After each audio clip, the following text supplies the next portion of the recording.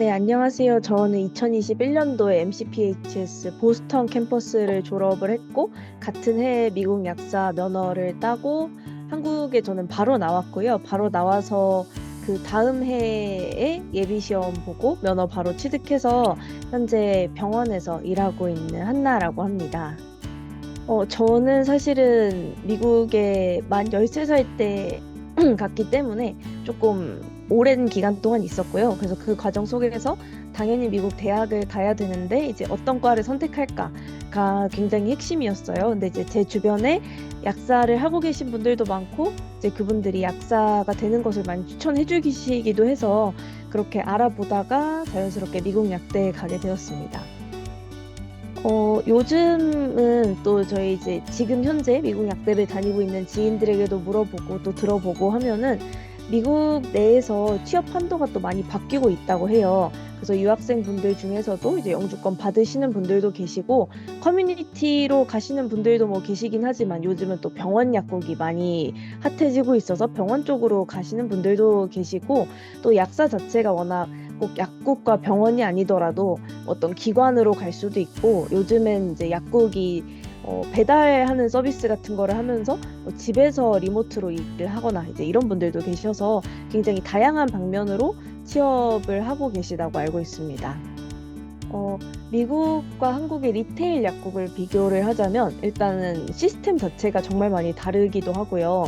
또 미국은 리필이라는 것도 있고 그다음 보험 자체가 사보험인 사람도 있고 사람들이 홀드하고 있는 그 인슈런스의 종류도 많이 다르고 이러기 때문에 이제 약사가 일을 하면서 뭔가 그런 보험을 다뤄야 한다거나 리필로 인해서 환자랑 이제 의사 사이에 있는 사람이 됨으로써 그런 걸 처리를 해야 한다거나 이제 이런 것들도 크고 아무래도 약을 뭐 배송을 한다거나 이런 시스템이 있는 반면에 이제 한국은 아직까지는 리필 처방전도 없고 그리고 환자가 의사를 보고 와서 이제 처방전을 갖고 오면은 그 처방전에 대해서 리뷰하고 뭐 필을 하고 이런 역할을 하고 보험도 사실 한국은 크게 건마다 신경 쓰지 않는 것이 이제 저희는 국가보험이 있기 때문에 대부분 그냥 처방전을 찍으면은 가격이 알아서 딱 계산이 돼서 나오거든요. 그래서 딱 그냥 그 정도에서 가격을 뭐 받거나 아니면 뭐 나중에 환자가 요구할 때만 보험에 대한 거를 한 번씩 처리를 해주면 되지 미국처럼 그렇게 보험을 많이 다루는 일도 없다는 생각을 하고 또 가장 달랐다고 느낀 점은 미국은 아무래도 이제 리테일 약국이 진짜 현재 한국에서 뭐 흔히 부르는 창고형 약국이다라고 하는 것처럼 진짜 아일에 이렇게 깔려 있고 환자가 궁금할 때만 약사를 찾고 아니면 자신의 판단에서 그냥 OTC를 가져가서 사는 게 많은 반면에 한국은 아무리 OTC여도 약사를 한번 거쳐서 약사가 계산을 하거나 이런 경우가 많아서 좀 더 환자랑 가깝다고 느껴지는 부분이 있기는 해요. 또 공통점이라고 느끼는 거는 처방전을 받았을 때 이게 내 판단에 뭔가 이 처방전에 잘못된 점이 있거나 용량이 잘못되거나 아니면 뭔가 문의를 해야 된다라고 하면은 그거는 미국이나 한국이나 동일하게 의사한테 문의를 하고 있는 것 같고 또 아무래도 미국 약국은 기업의 이미지가 좀 더 많다 보니까 그 기업 아래에서 그 기업이 정한 철칙 아래 움직이는 그런 게 있다면 한국은 개인 약국이 있어서 그러니까 기업보다는 그 국장님에 맞춰서 그 약국이 돌아가는 이런 느낌이 있어서 장단점이 확실하다고 생각해요. 어디가 더 좋다 이런 것보다는 그냥 미국 약국이 좀 더 잘 맞아요라고 하시는 분들도 계시고 한국이 좀 더 잘 맞아요라고 하는 분들도 계시는데 미국의 가장 큰 장점이라고 하면은 휴가가 조금 더 자유롭다는 거 그런 게 있지 않을까 싶기는 합니다. 일단은 미국 약대라는 것 자체가 뭐 미국뿐만이 아니고 모든 해외 약대가 한국 사람들이 보기에 흔치 않은 스펙이기도 하고 뭔가 좀 이방인처럼 이렇게 에일리언처럼 생각되는 경우가 있어서 처음에 제가 병원에 들어왔을 때 조금 쉽지 않았던 부분도 확실히 있었던 것 같기는 해요. 이제 그리고 아무래도 해외에서 배웠던 내용들을 이 사람들이 똑같이 배운다고 해도 같은 약이어도 뭐 발음을 다르게 한다든지 그리고 한국에서 뭐 조직 문화나 이런 것이 쉽지가 않았지만 근데 미국 약사 출신이라고 해서 한국에서 뭐 병원 취업이 안 된다 이거는 아니라고 생각을 하는 게 결국에는 다 자기가 여기서 어떻게 하냐에 따라 달렸다고 생각을 하고요. 저는 지금 벌써 병원에 지금 4년 차로 일을 하고 있는데 근데 이제는 선생님들이 오히려 이제 미국 약대를 나와서 영어를 잘하니까 뭐 이런 거를 물어본다던가 조언을 구한다던가 아니면 해외 학회가 있으면은 먼저 여기 한번 지원해 볼래요라고 이제 기회를 주신다거나 이런 것이 더 많아진 상황이고요. 저 같은 경우에는 그냥 약사로 들어오지 않고 처음에 이제 레지던시를 시작을 했어요. 그래서 레지던시를 하면서 이제 한국의 임상을 배워가고 현재는 이제 임상 전담을 많이 하고 있어가지고 ICU에서 근무를 하고 있고요.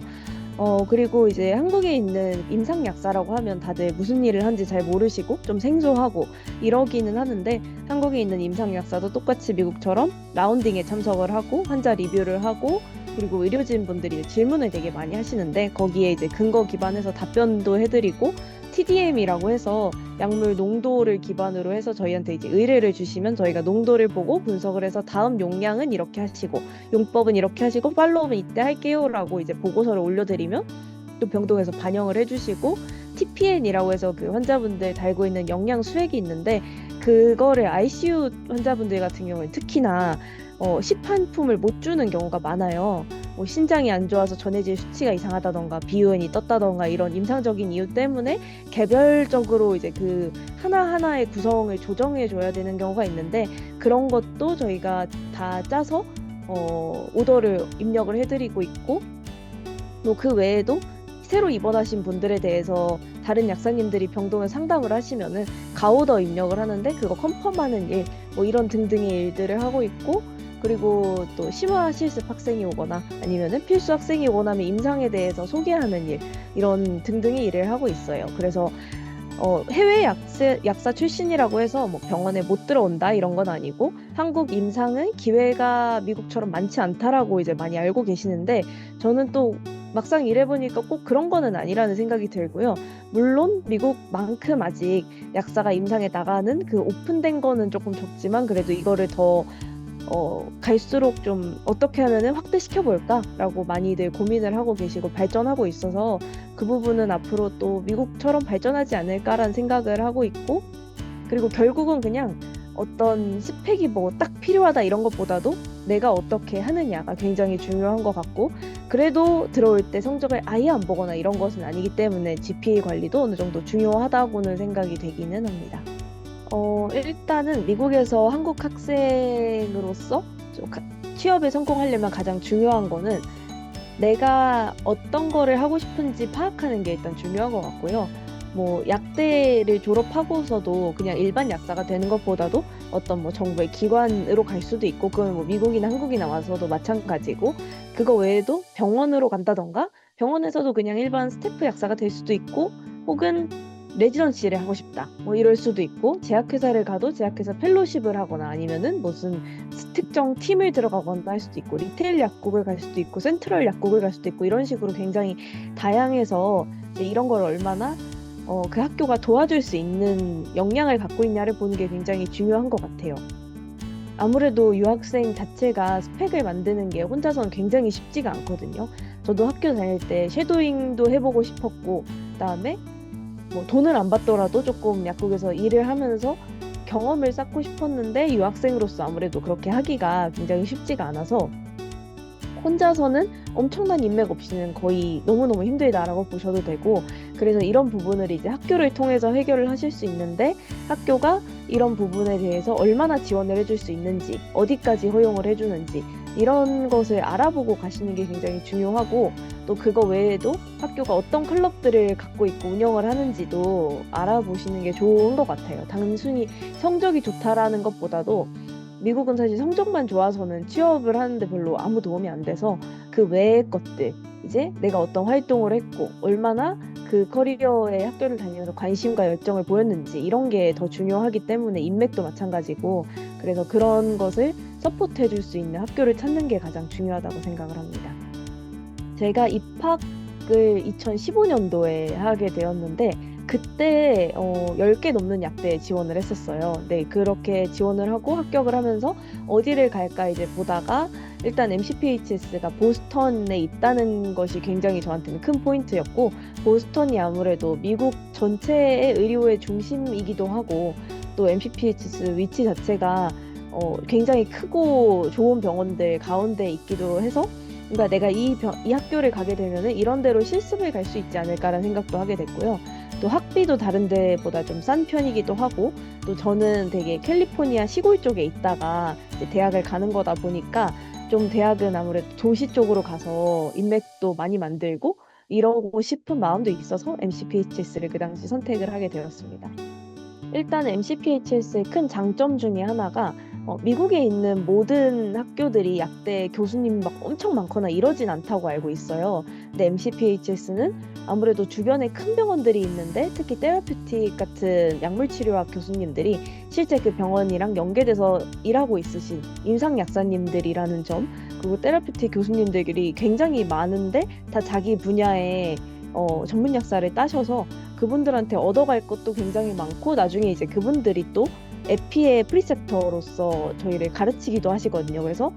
그렇게 연계돼서 배울 수 있다는 것도 굉장히 졸업 후에 현 시점에도 좋은 점이라고 생각을 하고요.